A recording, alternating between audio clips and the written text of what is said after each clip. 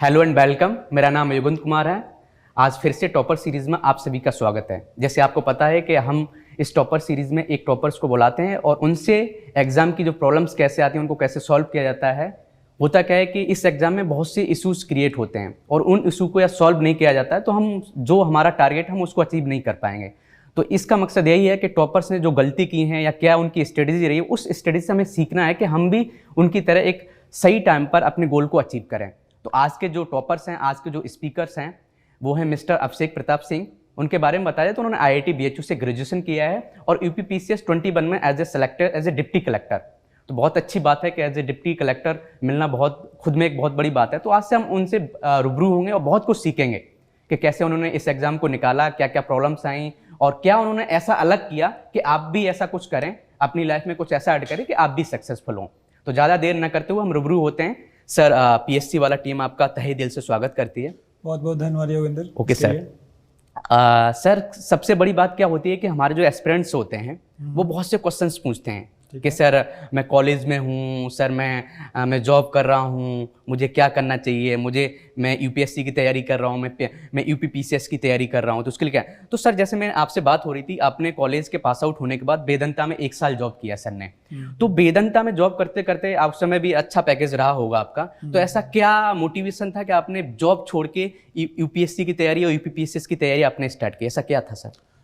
सबसे पहले मैं यहाँ पे कॉलेज का रोल प्ले करना बताना चाहूँगा। कॉलेज में मैंने काशी उत्कर्ष एक ऑर्गेनाइजेशन जिसमें कि आप जानते होंगे, तो यहाँ पे हम लोग वीकेंड पे मार्जिनलाइज क्लास के बच्चों को पढ़ाने जाते थे। तो जो मेरा मोरल बैकग्राउंड था वो ये कि सोसाइटी के लिए हमें कुछ करना है। और फिर मैंने जब वेदांता में जॉब करी वहाँ पे, तो फिर मुझे वहाँ पे लगा कि कॉर्पोरेट सेक्टर हमें वो प्लेटफॉर्म नहीं प्रोवाइड करा रहा है जो कि सोसाइटी के लिए हम डायरेक्टली कुछ कंट्रीब्यूट कर पाएँ। Okay sir. जैसे कि वहाँ पे हम जाते थे मार्जिनलाइज सेक्शन में, तो बच्चों के एजुकेशन की व्यवस्था अच्छी खासी नहीं थी, वुमेन एम्पावरमेंट के लिए काम नहीं होता था। तो ये सब चीज़ें हम डायरेक्टली, कॉर्पोरेट भी एक सोशल सर्विस प्रोवाइड कर रहा है but not directly to the people. तो मैंने सोचा 1 साल बाद कि मुझे कुछ ऐसा प्लेटफॉर्म ढूंढना चाहिए जहाँ पे कि मुझे डायरेक्टली सोसाइटी के लिए कुछ करने को मिले। तो फिर मैंने वहाँ से सिविल सर्विसेज की तैयारी करनी स्टार्ट की। मैंने 1 साल जॉब करी, कुछ सेविंग करी। एक्चुअली मैं मिडिल क्लास फैमिली से आता हूँ, तो मेरा एक था कि कुछ सेविंग करके मुझे खुद से करना है, तो मैंने इसलिए जॉब भी करी और फिर उसके बाद मैंने तैयारी करनी स्टार्ट कर दी। ओके, पहले आपने फाइनेंशियल जो इश्यूज थे उसको सॉल्व किया, फिर उसके बाद आपने तैयारी की। होता क्या है सर, जैसे होता क्या कि आप कॉलेज में जब होते हैं तो हमारे पास टाइम बहुत अच्छा खासा होता है और हमें सर, आप कॉलेज में आपसे मिला भी हूँ, तो हम जब KU में जाते थे हमारे पास तो टाइम ऐसा रहता है कि हम पढ़ाई कर सकते हैं उसमें और इस एग्जाम को क्रैक कर सकते हैं। तो बहुत से एस्पिरेंट्स होते हैं वो ये बोलते हैं कॉलेज में हम तैयारी नहीं कर सकते। तो सर, इस पर क्या व्यूज है कि कॉलेज के टाइम को हम सही से यूटिलाइज करें तो जो चीज़ मैंने अभी निकाली उसको हो सकता है 2 साल पहले हम उसको सक्सेसफुल हो गए होते। तो क्या आपका व्यू सर, कॉलेज में हम रह के तैयारी कर सकते हैं इस एग्जाम के लिए? बिल्कुल। ये एग्ज़ाम ऐसा है कि ये एक लॉन्ग टर्म का एग्ज़ाम है ना। तो हम ये सोचेंगे कि हम जाएं फर्स्ट अटेम्प्ट में तैयारी कर लें, निकल जाए तो थोड़ा मुश्किल होता है। हो जाए तो बहुत अच्छी बात है, उसके लिए एक प्रॉपर गाइडेंस की ज़रूरत है। इसीलिए फिजिक्स वाला ने ये टॉपर सीरीज स्टार्ट की है। जहाँ तक रहा कॉलेज में टाइम मैनेजमेंट की बात रही, तो फिर उसमें ये है कि आपको टाइम एलोकेट करना पड़ेगा। किसी ने फेमस पर्सन ने कहा है कि time is money and time is allocation. यदि अब तक आप एकेडमिक्स को 6 आवर एलोकेट करो, 2 आवर्स आप किसी सोशल क्लब में जाते हो, या फिर आप जैसे हमारे कॉलेज में काशी उत्कर्ष टेक्निक्स कई सारे फेस्टिवल होते थे, तो मैं सब में पार्टिसिपेट भी करता था और फिर पढ़ाई भी करता था। तो आपको टाइम होता क्या है कि जब आप किसी अच्छे कॉलेज में IITs में या फिर IIM में कहीं पहुंच जाते हो, तो फिर होता है कि आप फ्री हो जाते हो कि यार फ्यूचर तो सिक्योर है, अब क्यों एक्स्ट्रा करना। But when question come to your mind कि मुझे तैयारी करनी है, तो फिर उसके बाद आप हैफाजार्ड में हो जाते हो। तो उसके लिए आपको पहले से प्रॉपर टाइम एलोकेट करना पड़ेगा कि मुझे इतने आवर इसमें देने हैं। UPSC की तैयारी करनी है तो न्यूज़पेपर स्टार्ट करना, रीडिंग स्टार्ट करना, न्यूज़ देखना, सोसाइटी में क्या हो रहा है। गवर्नमेंट कई सारी इनिशिएटिव लेती है वुमेन्स के रिगार्डिंग, डिसेबल पीपल के रिगार्डिंग, तो हमें सोचना चाहिए। एटलीस्ट हमें न्यूज़ में मिलती है बट हम इग्नोर कर देते हैं। तो कॉलेज में यदि हम पहले से अवेयर रहे ना, तो काफ़ी कुछ करंट अफेयर के जो पार्ट हैं या फिर जो स्टैटिक पार्ट हैं वो आसानी से हो जाएंगे उस टाइम। सर, हुआ क्या है कि सर, जैसे आप काशी उत्कर्ष में काम करते थे, हमने भी किया है और मुझे ऐसा लगता है कि काशी उत्कर्ष में हमने बहुत कुछ सीखा, बोलना सीखा। जब लोगों से इंटरेक्ट करते तो मेरी स्पीकिंग स्किल्स भी अच्छी हुई। तो जब किसी भी कॉलेज में जाते हैं, BTech के कॉलेज में जाते हैं और भी जो DU के कॉलेज होते हैं, उसमें डिफरेंट क्लब्स होते हैं। तो क्या लगता है कि इन क्लब्स को ज्वाइन करना चाहिए, कुछ तो सीखने को मिलता है? आपका क्या व्यू? मुझे तो लगा कि सर मैंने काशी उत्कर्ष में बहुत कुछ सीखा। कैसे हेल्प कर सकते हैं जो क्लब्स होते हैं वो हमारी UPSC या UPPCS के एग्जाम में कैसे हेल्प कर सकते हैं? देखिए, जहाँ तक बात रही क्लब्स और ग्रुप्स के कॉलेज में तो वो हमारे पर्सनालिटी मेंटेनेंस में काफ़ी काम आता है। जैसे कि जब मैं भी मुझसे काशी उत्कर्ष के रिगार्डिंग क्वेश्चन पूछे गए इंटरव्यू में, तो मैं काफ़ी कन्विंस्ड होकर आंसर दे रहा था, क्योंकि मैंने सच में 4 साल उस सेक्शन के लिए काम किया था। मैं वीकेंड पे जाता था, साइकिल से 2-3 किलोमीटर हम लोग पैदल जाते थे, बस्तियों में जाते थे, पढ़ाते थे, रैक पिकर्स के लिए काम करते थे। तो जब एक्सपीरियंस रहता है ना, तो आप एक अलग रियलिटी को प्रेजेंट कर पाते हो इंटरव्यू बोर्ड के सामने। तो क्लब्स में, अलग अलग क्लब्स में जाना आपको पर्सनालिटी में it's like adding different colours to your personality, जो कि आपको एक वर्सटाइल बनाता है। और फिर सेकेंड बात ये कि आप जब सोसाइटी के प्रॉब्लम्स को देखते हो, होता है कि जल्दी हम अपने बारे में सोचते रहते हैं कि यार मेरी प्रॉब्लम्स हैं, मेरे स्कीम्स हैं, मेरे प्लान्स हैं, मेरे ड्रीम्स हैं, बट हम एट ए सोसाइटी लार्जर भूल जाते हैं, है ना। तो जब हम सोसाइटी से इंटरेक्ट होते हैं, एक बेगर से इंटरेक्ट होते हैं, तो हमें एक कंपैरिजन भी क्रिएट होता है, जो कि GS4 में आंसर राइटिंग के टाइम हम रियल एग्जाम्पल दे सकते हैं। इससे में यदि कोई सोशल सेक्शन से कोई क्वेश्चन पूछ दिया तो उसको हम रियल एग्जाम्पल से कनेक्ट कर सकते हैं। तो ये सब ऑफकोर्स सारे क्लब में जाना चाहिए, but at the same time you should focus your self on the time management, कि हम कितना टाइम अपने पढ़ाई को देंगे, कितना टाइम हम क्लब को देंगे, वो हमें काफ़ी क्लियर होना चाहिए शुरू से। जब आपने सिविल सर्विसेज की एग्जाम के लिए तैयारी स्टार्ट की थी, तो आपने यूपीएससी की तैयारी करना स्टार्ट की थी, और फिर देखा निकल गया आपका यूपीपीसीएस। तो क्या लगता है कि बहुत से लोग कंफ्यूज रहते हैं कि जो यूपीएससी तैयारी कर रहे हैं वो यूपीपीसीएस देते ही नहीं है। तो क्या लगता है यूपीपीसीएस को एज ए बी प्लान रखना चाहिए कि नहीं रखना है? मुझे तो लगता है सर कि मुझे रखना चाहिए। जैसे मैंने दिया, मैं भी सिलेक्टेड हुआ, तो बी प्लान मुझे लगता है कि यूपीपीसीएस को बहुत अच्छे से रखते हैं। आपका व्यू क्या है इस पर? पहली बात तो ये कि यूपीपीसीएस और यूपीएससी दोनों वो सिविल सर्विसेज का प्लेटफॉर्म प्रोवाइड करते हैं, जहाँ की हम डायरेक्टली सोसाइटी को कंट्रीब्यूट कर पाएँ, है ना। Yes sir. यूपीपीसीएस एक तहसील लेवल पे आपको एसडीएम एज एसडीएम अपॉर्चुनिटी देता है, वही यूपीएससी डायरेक्टली आईएएस आपको एज ए डिस्ट्रिक्ट लेवल पे अपॉर्चुनिटी देता है काम करने की। तो पहली बात तो ये कि मैं ये नहीं कहूँगा कि डायरेक्टली ये नहीं कहूँगा कि मेरा ये प्लान बी था, बट हाँ यूपीएससी में मैंने ट्राई किया, मेरे 3 अटेम्प्ट्स में प्रीलिम्स नहीं हुए, तो देन आई थॉट कि मुझे और भी, मेरे फाइनेंशियल पर्सनली इशूज़ थे, मुझे लगा कि और भी कहीं मुझे एक्सप्लोर करना चाहिए। फिर मैंने इंटेलिजेंस ब्यूरो के लिए भी फॉर्म भरा था, मेरा उसमें भी सिलेक्शन हुआ था। फिर एट द सेम टाइम फिर मैंने यूपीपीएससी भी भरा, और लकीली मेरा फर्स्ट अटेम्प्ट में हो गया। चलिए बड़े सर, यूपीपीसीएस एग्जाम को निकालने के लिए आपने देखा वो लोग 6-7 साल से तैयारी कर रहे हैं, 7 साल हो गई, निकला नहीं है। आपने फर्स्ट अटेम्प्ट में इसको निकाल दिया, क्रैक कर दिया।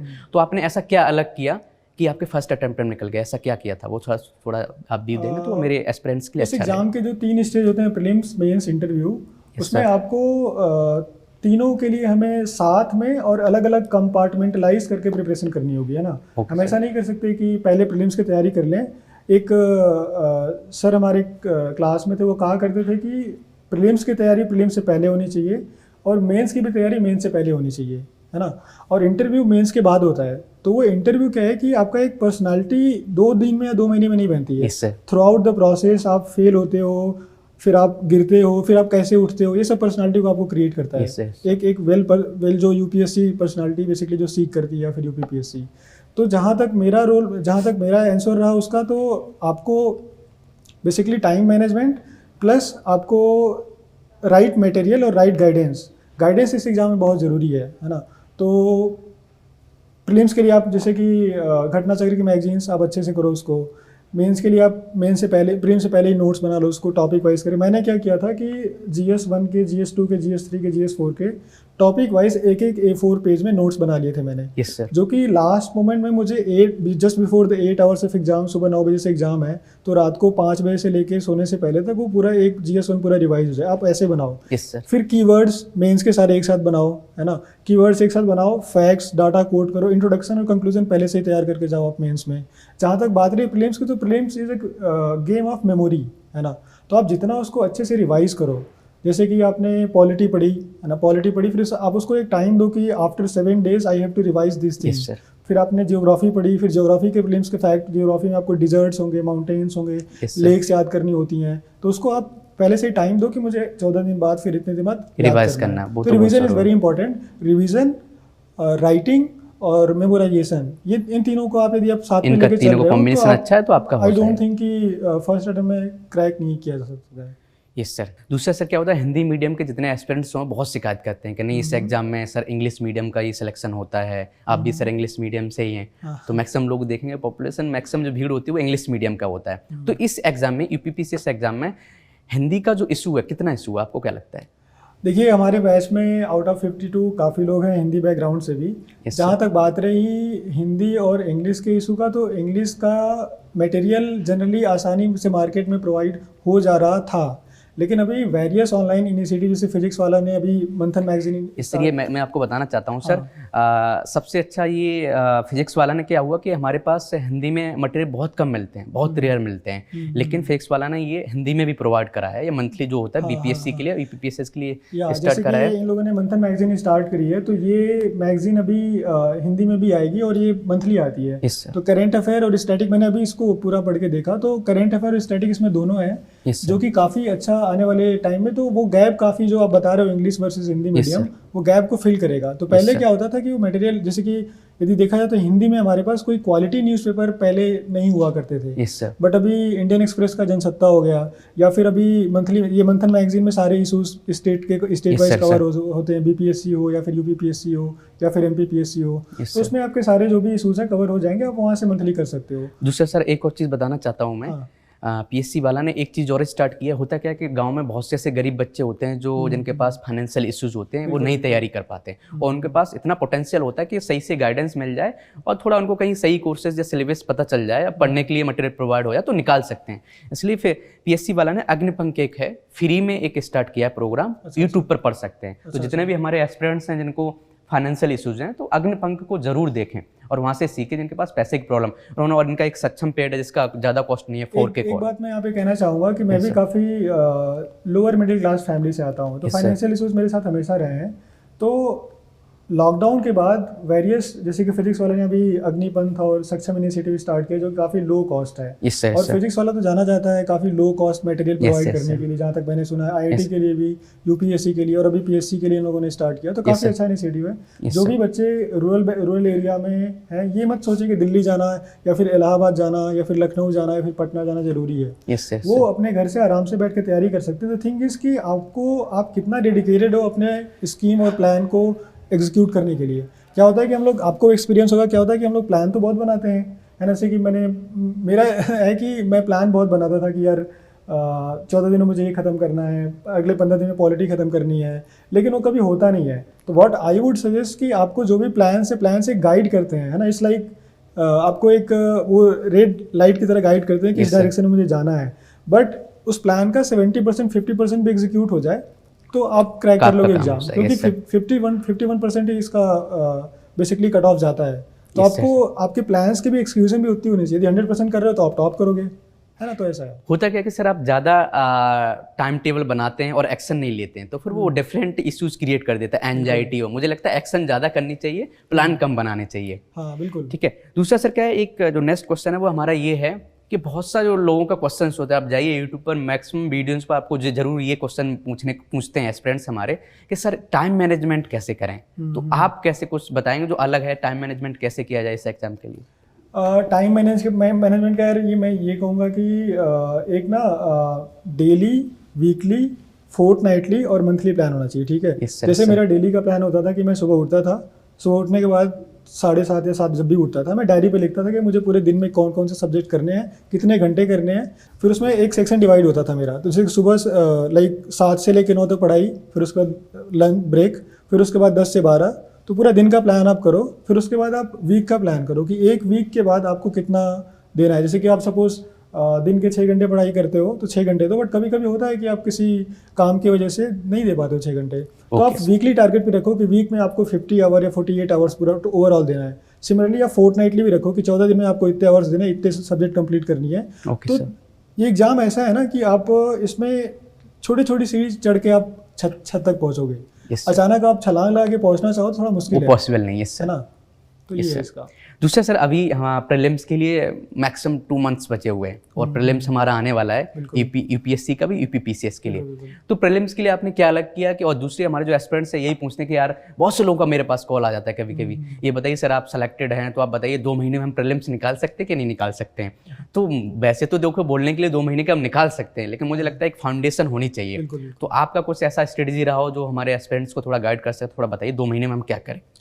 जो बच्चे 2 महीने में, पहले मैं आपको एक्सपेक्ट कर रहा हूँ कि आपने basic NCERT plus polity Laxmikanth की जो भी बेसिक बुक्स हैं, स्पेक्ट्रम ऑफ इंडिया, फिर जो भी बुक आप फॉलो करते हो वो आपने कवर कर ली होगी। सेकेंड थिंग ये कि आपने करंट अफेयर भी, जैसे कि मई में एग्जाम है, तो पिछले 6 महीने का करंट अफेयर आप जहाँ से भी कर लो, आप मंथन मैगजीन से कर लो या फिर जहाँ से भी कर लो, वो कर लो। प्लस उसके बाद आपको मैक्सिमम एमसीक्यूज लगाने हैं। आप फिजिक्स वाला की टेस्ट सीरीज ज्वाइन कर सकते हो, या फिर जहाँ से भी आपको ज्वाइन कर लो, ठीक है। एमसीक्यू जितने लगाने से क्या होता है कि हमारी मेमोरी काफ़ी इंप्रूव होती है उससे। प्लस एमसीक्यू लगाने के बाद आप एनालाइज करो कि आपने 4 ऑप्शन जो थे ABCD में से आपने बी ही क्यों चुना, आपने सी ही क्यों चुना, सी चुना तो गलत कैसे हो गया, उस थॉट प्रोसेस क्या थी उस ऑप्शन को चूज़ करते टाइम। वो जैसे ही हम एनालाइज करना स्टार्ट करते हैं तो हमारा गेस भी इंप्रूव होता है, गेस वर्क भी हमारा इंप्रूव होता है, जिसकी वजह से ओवरऑल हमारा स्कोर अच्छा होता है। और जहाँ तक बात रही प्लेस में स्टेट PSC की बात करें तो 150 क्वेश्चन UPPSC में पूछे जाते हैं। आप उसमें से 135 अटैम्प्ट करो ही करो, 135 to 140 अटैम्प्ट करो उसमें से, ठीक है। और उसको आप ट्राई करो कि 60-70 आपका स्टैटिक से करेक्ट हो, है ना। करंट अफेयर से आपको 25 to 30 क्वेश्चन हर साल पूछे जाते हैं, तो आप उसका मंथली मैगजीन से करो। प्लस करंट अफेयर में भी लास्ट 3 मंथ्स के उसमें UPPSC में ज़्यादा पूछे जाते हैं, आप देखोगे तो उसको आप अलग से एक नोट्स बना लो। मैं क्या करता था कि करंट अफेयर का केवल पढ़ता ही नहीं, जैसे मंथन मैगजीन है ये मुझे पढ़नी है, तो बस मैं इसको पढ़ के हाईलाइट करके छोड़ नहीं देता था, मैं इसका नोट्स बनाता था, शॉर्ट नोट्स, कि यार ये इंपॉर्टेंट क्वेश्चंस हो सकते हैं, ये इंपॉर्टेंट पॉइंट हो सकता है, ये इंपॉर्टेंट डेट हो सकती है, जैसे नेशनल साइंस डे हो गया, नेशनल स्पोर्ट्स डे हो गया। जल्दी डेट्स मुझे याद नहीं होती थी, तो मुझे बार बार याद करना पड़ता था। मेरे पास व्हाइट बोर्ड है, तो मैं व्हाइट बोर्ड पर लिख के छोड़ देता था, सुबह उठ के जल्दी देखता था, बार देख रहे हैं। तो आपको प्रीलिम्स में बेसिकली लगे रहना पड़ेगा। और सबसे बड़ी बात इस एग्जाम के प्रीलिम्स हो, मेंस हो या फिर इंटरव्यू, मैं ये कहूँगा कि आप हार मत मानो, है ना। जितने से ज़्यादा ज़रूरी है इस एग्ज़ाम में हार ना मानना। यदि आप लगे रहोगे, जहाँ तक मुझे याद है कि मेरा जो स्कूल है सेंट्रल हिंदू स्कूल वाराणसी में, ये CHS में पढ़ा हुआ हूँ, तो वहाँ पे जस्ट लाइब्रेरी के ठीक बाहर एक काफ़ी अच्छी कविता लिखी हुई थी, कोशिश करने वालों की हार नहीं होती। और मैं आज भी इस कविता को अपने साथ लेके चलता हूँ। तो कोशिश आप कभी करते रहोगे लगातार, आप ब्रेक मत लो। ब्रेक भी लो तो कभी पढ़ने का मन नहीं, मेरा भी नहीं करता यार, 1-2 दिन हो जाता है, गैप हो जाता है, बट उस गैप के बाद तुरंत आप आओ, पूरे अपने जोर शोर के साथ आओ, अच्छे से पढ़ाई करो और पूरा अपना टाइम दो उस पर, है ना। आप पूरा छोड़ मत दो कि अरे यार ये पॉलिटिक्स समझ में नहीं आ रही है, हिस्ट्री में डेट कौन याद करे, या फिर आपको ज्योग्राफी में कौन ये वेदर क्लाइमेट फिनोमेना हो गया, या फिर यहाँ पे अभी सुनामी आ गई, कौन याद करे। ऐसे मत करो, आप थोड़ा सा इंटरेस्ट डेवलप करो। आप जब पढ़ाई के बाद शाम में टहलने निकलते हो मार्केट में या फिर कभी वहाँ, तो आप थोड़ा आसपास के लोगों को देखो, मार्केट को देखो, तो आप इकोनॉमी से रिलेट करो उसको। इन्फ्लेशन की अभी हर डेली 2 दिन पे आप देखते हो इन्फ्लेशन बढ़ गया घट गया, उसको रिलेट करो कि कंज्यूमर पे क्या असर पड़ेगा, होलसेल सेलर पे क्या असर पड़ेगा, एक्सपोर्ट पर क्या असर पड़ेगा। तो आप जैसे ऐसी चीज़ों के साथ इन्वॉल्व हो जाओगे ना, तो आप एक मेंटल सेटअप क्रिएट कर लोगे अपने माइंड में, so that you can always be in the frame of preparation even if you are not reading, है ना। स्टडी करना तो एक 6 घंटे 7 घंटे का काम है, बट मेंटल फ्रेम में रहना ज़्यादा जरूरी है। इसलिए आप 2 महीने हो या फिर 1 महीने, जो टाइम बचा है उसको अच्छे से यूटिलाइज करो। मेंटल फ्रेम हमेशा रखो अपने पास कि आपको तैयारी करनी है और क्रैक करना है। Yes sir. दूसरा सर, आपने भी ऑब्जर्व किया होगा, मैंने ऑब्जर्व किया है, जब टेस्ट सीरीज लगाते हैं तो सबसे अच्छा जो हमारा प्रैक्टिस का होता है, जैसे हम नहीं लगाते हैं तो आपने देखा बहुत से क्वेश्चंस में नोट पूछा जाता है, हम नोट ही नहीं पढ़ते हैं कि ये क्वेश्चन पूछा है, नहीं पूछ रहा है, कि गलत क्या है, और हम सही वाला पढ़ते हैं। वो तब होता है कि हमने प्रैक्टिस नहीं की है क्वेश्चंस की। तो प्रैक्टिस बहुत नेसेसरी, जैसे सर ने बताया कि हम मैक्सिमम टेस्ट सीरीज को लगाएं। टेस्ट सीरीज को लगाएंगे तो जैसे क्वेश्चन में नोट, हम उस पर ध्यान रहेगा, या क्या गलत पूछा उस पर ध्यान रहेगा, या कैसे एलिमिनेट करेंगे, वो हमारे प्रैक्टिस से आता है। तो कम पढ़िए, प्रैक्टिस ज्यादा करिए। अभी टाइम ऐसा है, मैं ऐड करना चाहूंगा, जहाँ तक नोट वाली बात रही, तो यार UPSC में मेरे साथ काफी होता था कि नोट में देखता नहीं था और करेक्ट वाले में, और 2-3 क्वेश्चन की वजह से मेरा पिछले 2 सालों से वो हर बार होता है सर। तो इस बार मैंने क्या किया था, UPPSC में जो फर्स्ट अटेम्प्ट दिया था, वो ये कि नोट वाला जहाँ भी आ रहा है या फिर जहाँ भी आपको लग रहा है कि कुछ अलग पूछा जा रहा है, आप उसको पहले से ही ब्लैक पेन से या फिर ब्लू पेन से आप हाईलाइट कर दो, गोले मार दो उसको, ठीक है। फिर उसको बाद में सेकंड इटरेशन में आप अटेम्प्ट करो, तो फिर वो आसान रहता है कि मैंने चलो इसमें कुछ इंपॉर्टेंट ध्यान देना है, तो फिर आप ऐसे कर लेते हो। Yes sir. दूसरा सर, आपके फाइनल रिजल्ट जो आता है वो हमारे मेंस पर डिपेंड करता है। हाँ बिल्कुल। बहुत से लोग बोलते हैं कि हमारा भी नाम होली PDF में होना चाहिए, वो तभी आए कि आपका मेंस कितना अच्छा गया है। तो अब मेंस के लिए क्या आपकी स्ट्रेटेजी थी?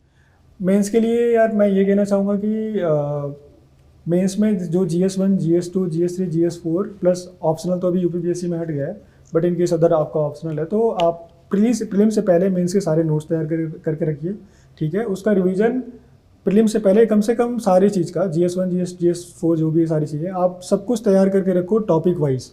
एग्जाम्पल्स भी आपको कोट करना है तो एग्जाम्पल्स तैयार होने चाहिए। वहाँ पे क्या होता है कि आपको 7 मिनट में 150 से 250 वर्ड लिखने पड़ते हैं, 12 मिनट में आपको 250 वर्ड लिखने हैं और 7 मिनट में आपको 150 वर्ड लिखने हैं।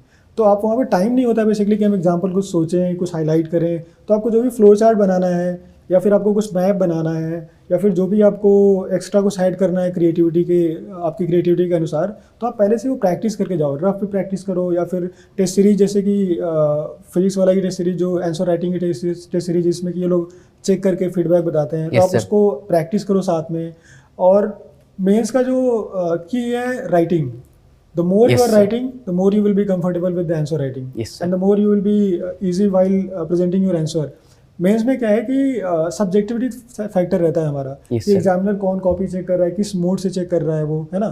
तो हम एग्जामिनर के लिए जितनी चीज़ें आसान बना सकें, आसान कैसे बनाएंगे, हमारी आंसर राइटिंग अच्छी होनी चाहिए। ऐसा ना हो कि उसका आंसर राइटिंग, हम जो लिखा है आंसर, हमने पढ़ते समय बहुत जोर लगाना पड़े, क्योंकि एग्जामिनर कोई क्यों जोर लगाना चाहेगा कि यार इस क्या लिखा है इसने, वो पन्ना पलट देगा आपका, बट आपने वहीं पे थोड़ा सा कुछ मैप बना दिया है, कोई फ्लो चार्ट डाल दिया है, थोड़ा सा इंटरेस्टिंग हो जाएगा ना, इसके लिए करना पड़ेगा। एग्जैक्टली। इंट्रोडक्शन आप पहले से तैयार करके जाओ टॉपिक वाइज। सपोज आपका गवर्नेंस का टॉपिक है, या फिर आपका इंटरनल सिक्योरिटी का टॉपिक है, या फिर GS4 में एथिक्स हो गया, एटीट्यूड हो गया, इमोशनल इंटेलिजेंस हो गई, तो सबकी डिफिनेशन तैयार करके रख के जाओ, और सबके टॉपिक वाइज आप एक एक एग्जाम्पल तैयार करके रखो, क्योंकि एग्जाम्पल से चीज़ें समझानी आसान होती है ना। जैसे आपने कॉलेज का एग्जाम्पल दिया, काशी उत्कर्ष का, क्लब का, काफ़ी सारी चीज़ें, तो ये भी एग्जाम्पल है कि how you will grow your personality, है ना।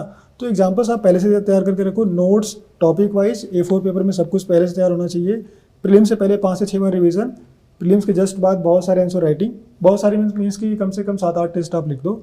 मैं आई थिंक कि 6 टेस्ट लिखा था। 6 टेस्ट लिखने के बाद आप उसको, अच्छा हम लोग क्या करते हैं, एक और चीज़ की, मेंस में आंसर लिख दिया, जिस भी कोचिंग का टेस्ट सीरीज ज्वाइन किया है, नंबर आ गया कि अरे यार मेरे तो 25 है, जो भी नंबर आए हैं हम छोड़ देते हैं उसके बाद। आप वो मत करो, आप ये करो कि जो भी आपने आंसर लिखा है ना, फिर उसको सेम क्वेश्चन को लिखो कि आप ये फीडबैक लेने के बाद मैं कैसा लिख सकता हूँ, है ना। इंट्रोडक्शन में, जैसे कि इंट्रोडक्शन में लिखा जाता है कि इंट्रोडक्शन नॉट सो गुड, तो व्हाट दैट डज मीन, है ना, वो क्या कह रहा है नॉट सो गुड का मतलब, कैसे सो गुड कब बनाओगे आप। तो इंट्रोडक्शन में जैसे बेसिकली आप कुछ कीवर्ड डालो, कुछ फैक्ट डालो। इकोनॉमी के GS3 के पेपर में जनरली इंट्रोडक्शन हम डाटा या फैक्ट से ही स्टार्ट कर सकते हैं। आपका GDP ग्रोथ हो गया, GDP रेट हो गया, इन्फ्लेशन हो गया, कई सारी चीज़ें आती हैं। तो टॉपिक वाइज सबको आपको पहले से तैयार रखना पड़ेगा। ऐसा नहीं है कि प्रीलिम्स के बाद आप सोचोगे कि यार नोट्स बनाने चलते हैं, फिर आंसर राइटिंग भी करेंगे, तो फिर बहुत हेक्टिक हो जाता है। प्रीलिम्स के बाद आपको क्या करना है कि आपको प्रेजेंटेशन पे बेसिकली काम करना है ना, कि ताकि हमारा जो भी मेंस में जो भी एग्जामिनर चेक करे हमारी कॉपी, बस देख के खुश हो जाए। एक गुड इंप्रेशन साइकोलॉजी जो काम करती है कि यार इस बंदे की कॉपी देखने लायक है, तो फिर आपको पूरा देखेगा भी, उस 4 नंबर के बजाय वो 5 नंबर देगा आपको, और फिर वो एक नंबर जो रेफरेंस क्रिएट करेगा पर पेपर, 20 नंबर आपको एक्स्ट्रा मिलेगा, and that will get you in the Holi list. Yes sir, चलिए बढ़िया सर। दूसरा सर कि आज जैसे आपको पता है कि ये एग्जाम 3 स्टेज में होता है, 3 स्टेज में होता है, और हर स्टेज पे निकलना बहुत ज़रूरी है। हम एक भी स्टेज पर हमने कुछ भी मिस्टेक की, हम वहीं आ जाते हैं जहाँ से हमने स्टार्ट किया था। और इंटरव्यू इस एग्ज़ाम के लिए एक 3rd फेज़ है जो बहुत ज़्यादा इंपॉर्टेंस रखता है, क्योंकि फाइनल जो हमारा रिजल्ट आता है वो 1 मार्क्स से रुक भी सकता है और आ भी सकता है। तो सर इंटरव्यू को हम ऐसा क्या आपने किया कि आपकी पर्सनालिटी आपकी ग्रो हुई, या हम इंटरव्यू में एक अच्छे मार्क्स पाएँ, तो उसके लिए क्या ऐसा करना चाहिए? देखिए, इंटरव्यू का रोल, इंटरव्यू का सिलेबस में जो मेंशन है वहाँ UPPSC या फिर UPSC का, कि it is a personality based test, है ना। और पर्सनालिटी नॉलेज का टेस्ट आपका मेंस और प्रीलिम्स में हो चुका होता है। पर्सनालिटी एक ऐसी है कि आप अपने पर्सनल इवेंट या फिर पर्सनल लाइफ जो भी आपकी ग्रो कर रही है, आप फैमिली में रह रहे हो, कहाँ रह रहे हो, कैसे आप टॉलरेंस डेवलप कर रहे हो, है ना, कैसे रिएक्ट कर रहे हो चीज़ों को, आप इमोशनली जनरली होता है कि आजकल के यंग जनरेशन में कोई समस्याएं आ जाती हैं, हम घबरा जाते हैं तुरंत, अरे क्या करें क्या करें, जनरली लोग डिमोटिवेट हो जाते हैं। तो आप थोड़ा सा इसके लिए आप मैं सजेस्ट करूँगा, थोड़ा आप मेडिटेट करो, थोड़ा अपने साथ टाइम स्पेंड करो, थोड़ा सोचो कि मतलब why you are into this preparation. मतलब आप बस एक जॉब के लिए तो नहीं है ना, ये एक जॉब भी नहीं है बस, it is basically contribution toward society, social growth के लिए जॉब है ये।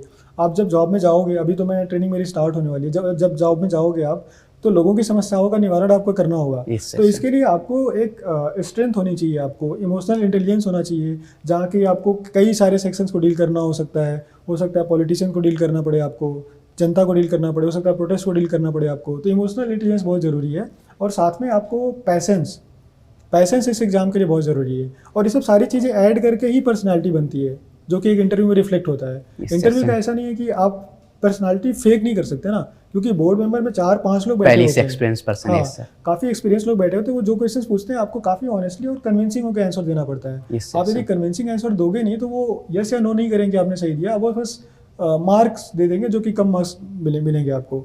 तो आपकी पर्सनालिटी ओवर ए टाइम डेवलप होती है, और उसके लिए आपको एक क्या बोलते हैं इंट्रोस्पेक्शन करना चाहिए ड्यूरिंग प्रिपरेशन। सपोज आपका फर्स्ट अटेम्प्ट में प्रीलिम्स नहीं निकला, तो फिर आप डिमोटिवेट मत हो जाओ कि यार मेरा तो नहीं हुआ, क्या करेंगे, तो आप लगे रहो, है ना।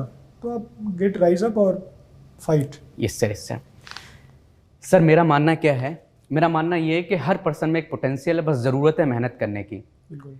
आपसे एक प्रताप सर, आपके सामने जो आपने सुना है, बहुत सी हमने डीप एनालिसिस किया इस एग्जाम के बारे में। वो भी कोई एक्स्ट्राऑर्डिनरी पर्सन नहीं थे, वो भी आपकी तरह एक आम इंसान थे। बस उन्होंने अलग क्या किया कि मेहनत किया और सही डायरेक्शन में उन्होंने एक मेहनत किया, तब उन्होंने अपने गोल, जो उनके गोल थे लाइफ को, उसको अचीव किया। तो मैं बस आप लोगों से, जितने भी हमारे एस्पिरेंट्स हैं, हम उनको यही बताना चाहते हैं कि आपके पास भी पोटेंशियल है, बस मेहनत करने की ज़रूरत है और सही डायरेक्शन में का ज़रूरत है। किसी भी टॉपर्स को हमें उसकी कॉपी नहीं करना, उसको नकल नहीं करना है, क्योंकि हर पर्सन खुद अपने आप में एक अलग एक्स्ट्राऑर्डिनरी पर्सन है। हमें अपनी स्ट्रेंथ को समझना है, हमें अपनी वीकनेस को समझना है, बस अपनी स्ट्रेंथ पर काम करना है, वीकनेस को हटाना है और आगे बढ़ते रहना है। बहुत बहुत धन्यवाद। बहुत अच्छे से हमने जो जाना है, सीखा, उसको इम्प्लीमेंट करना है। मिलते हैं फिर से एक नए टॉपर्स के साथ। Thank you sir. Thank you.